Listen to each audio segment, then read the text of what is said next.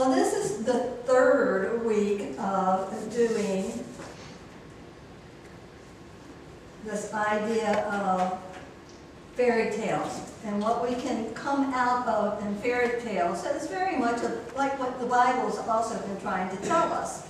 And we can find metaphysics anywhere. Metaphysics being that place beyond looking at the physical to looking at how these ideas feed the ideas in our mind and how the ideas in our mind are shaped by our spirituality and our connection with God. So we have the Three Little Pigs, and it's short compared to some of the others that we've been doing. So I'm going to read it so that you can get exactly what I hope you get out of it, and it'll probably be less time than if I tell the story. So, once upon a time, there were three little pigs who lived with their mother in a little cottage. Now, as their mother was very poor, the three little pigs decided to go out into the world and seek their fortunes. The first little pig set off down the road. After a time, he came upon a man carrying a big bundle of straw. "Hello, sir," said that first little pig. "Please sell me that straw so that I can make myself a house." So the man sold the little pig his bundle of straw, and the little pig made himself a cozy house of straw. No sooner was the house finished than along came a great big bad wolf, who knocked on the door and cried, little pig, let me in, or I'll huff and I'll puff and I'll blow your house down." The little pig replied, "Oh no, I won't let you in, not by the hair on my chinny chin chin." And so the wolf huffed and he puffed and he flew down the little pig's house of straw. And the little pig had to run as fast as his feet would carry him, or the wolf would have eaten him up. Shortly afterwards, the second little pig set off down the road. Soon he came upon a man carrying a large bundle of sticks. "Hello, sir," said the little pig. "Will you please sell me your sticks so that I can make myself a house?" So the man sold the little pig his bundle of sticks, and the little pig made himself a cozy house of sticks.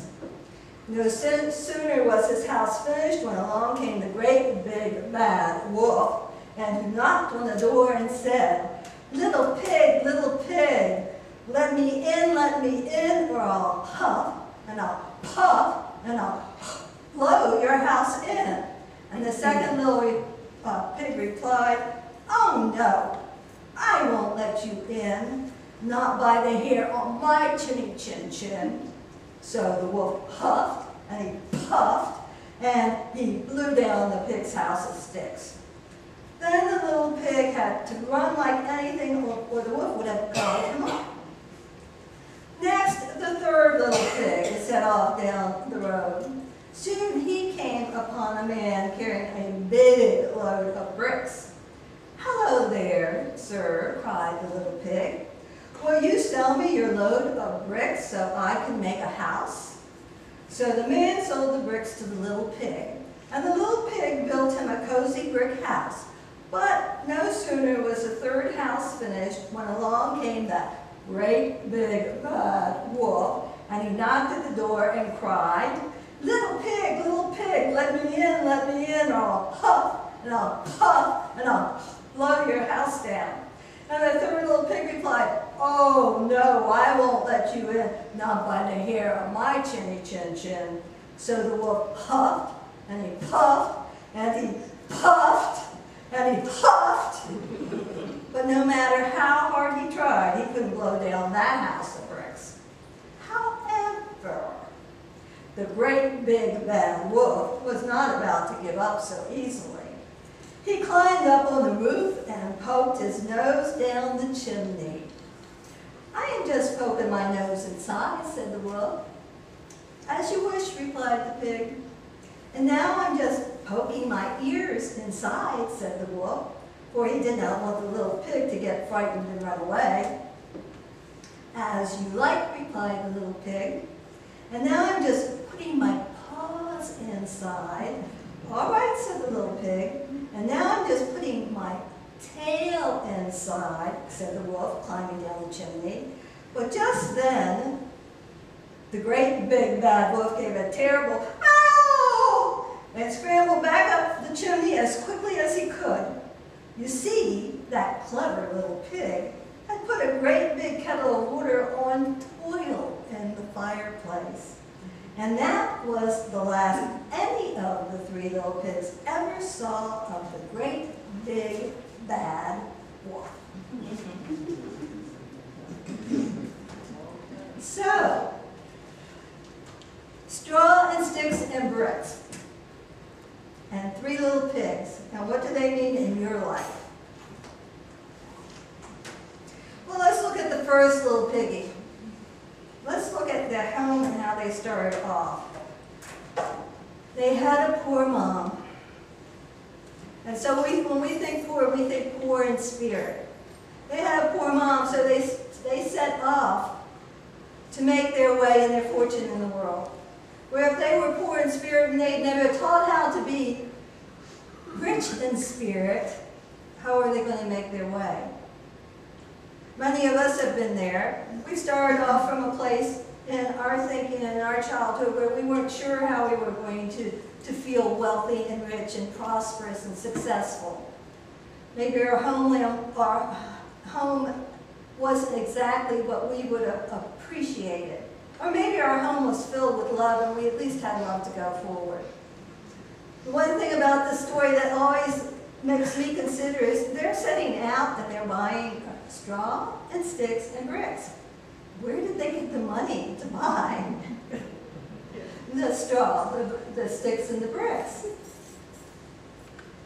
So there must have been something somewhere. There must have been something somewhere. So that first little piggy goes off, and the first thing that he sees is a man with straw. And he thinks, "Oh, I've got an idea. Let me run with that idea and see where I can go with it." And so he builds his little house of straw, and he feels all cozy in it, and as soon as he gets it built, what happens? Life happens in the form of a big bad wolf. It wasn't very cozy anymore. Soon he had to run as hard as he could, seeing all that effort he had put into this house just fall apart as he ran as fast as he could to save his butt. Pork butt, you understand. You're supposed to get that. And then there was piggy number 2. Well, you know, piggy number 2 had kind of watched piggy number 1, if you look at it from a linear sense. So he could see that straw did not work. So he had a little bit longer time to think about it. And he also had a little bit more time to thinking, well, I just might be better than piggy 1. I might just do a little bit better in making my fortune. So I'll go out, and then he sees this man who sells him a bundle of sticks to make his house. And when he does that, he makes his house just like his brother did. And what happens? Pretty much the same thing happened, right? It was like deja vu.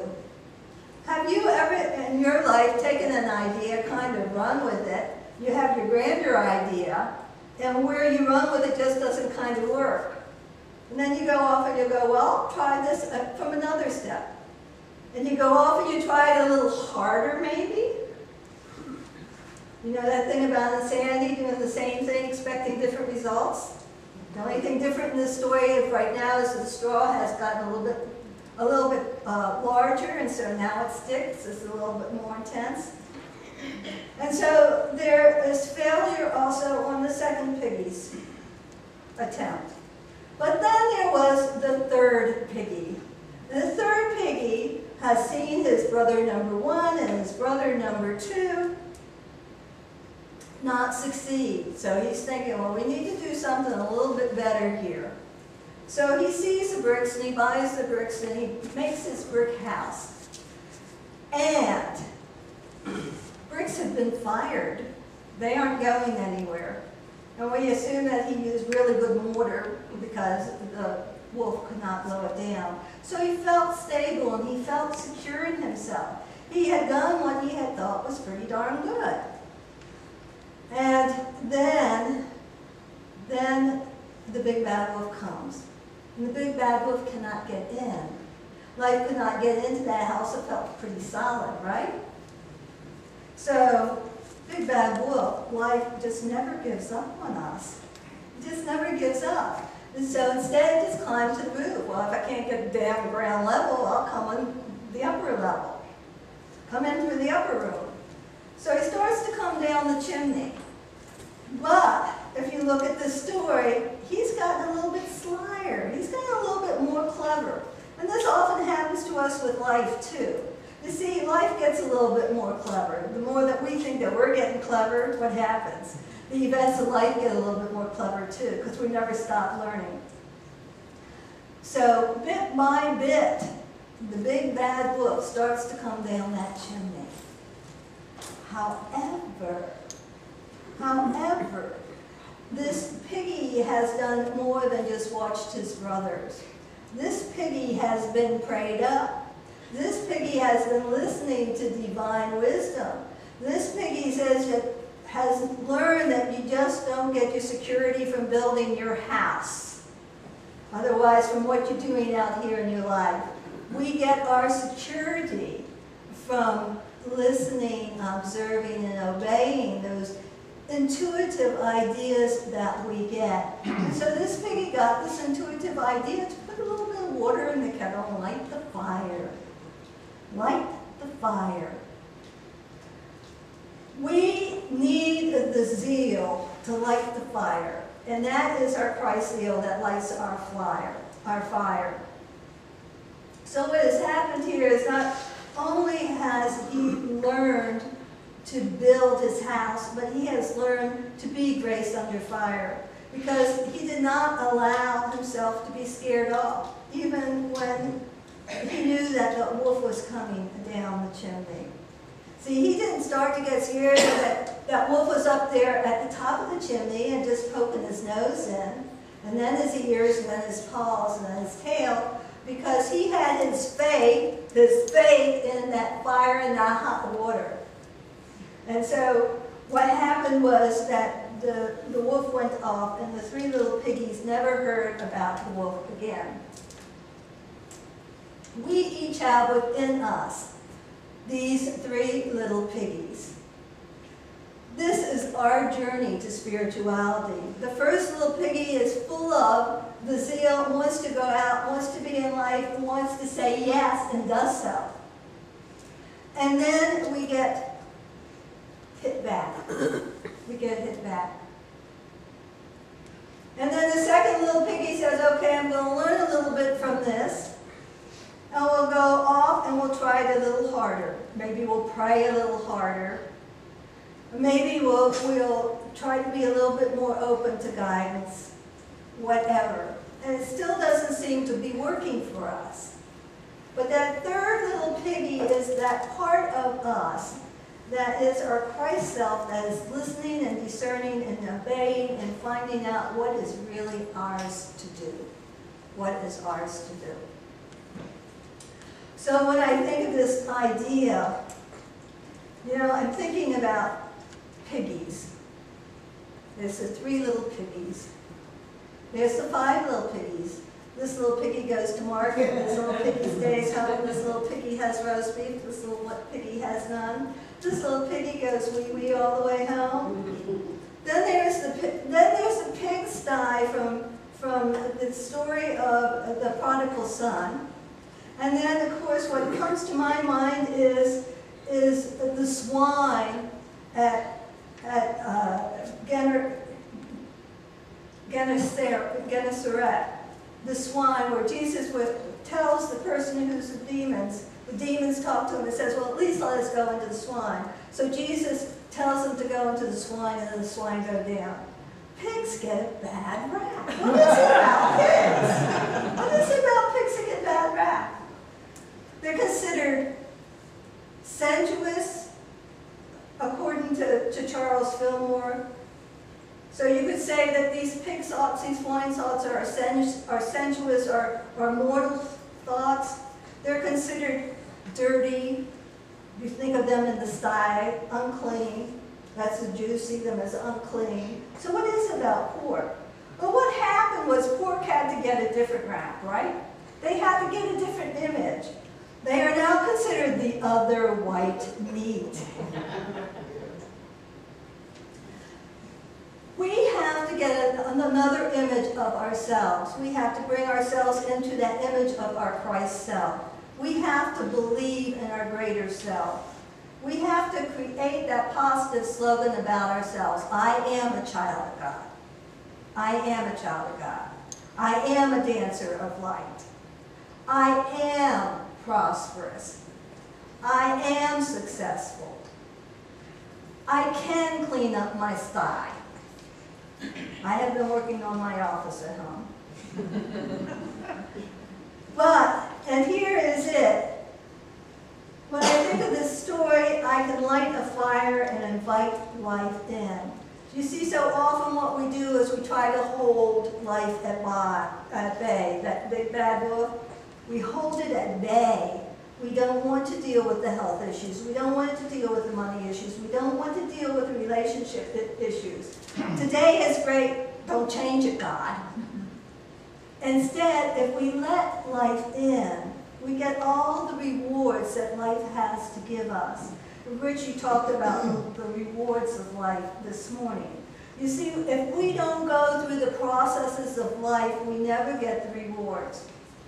If we don't light the fire under the kettle, we'll never know if we can make that wolf run away. So the story that comes to me really is not the story of the pigs and the swine and the demons. The story that comes to me is the sower of the seed. It's in Matthew 13, and I'm going to read to you from 13:18 to 23. You see, in the parable of the seed, Jesus said many things. But he said his parables for those who could hear and those who could see, and not for those who weren't ready to hear the message. And then he interpreted this particular one for his disciples. So in this interpretation, this is what he said. Here then is the parable of the sower. When anyone hears the word of the kingdom and does not understand it, the evil one comes and snatches away what is sown in the heart. This is what was sown on the path. Straw. As for what was sown on rocky ground, this is the one who hears the word and immediately receives it with joy. Yet such a person has no root, but endures only for a while. And when trouble or persecution arises on account of the word, the person immediately falls away. Sticks. As for what was sown among thorns, this is the one who hears the word, but the cares of the world and the word of wealth choke the word, and it yields nothing. Bricks maybe. But as for what was sown on good soil, this is the one who hears the word and understands it, who indeed bears fruit and yields, in one case 100-fold, in another 60, and another 30, lighting the fire under the kettle. So this week, I challenge you to read all of that passage. It's Matthew 13. Sit with it, pray, see where you are on your path. You see, when we're on this journey, our journeys are not linear. Our journeys are circular and they're spiral. We come back and we see things again, and we see them again. And first it says straw, and then it says sticks, and finally it says brick, and finally we get to light the fire and have God speak and work through us. So in conclusion, I want to say, be the piggy who goes to market and brings home the beef.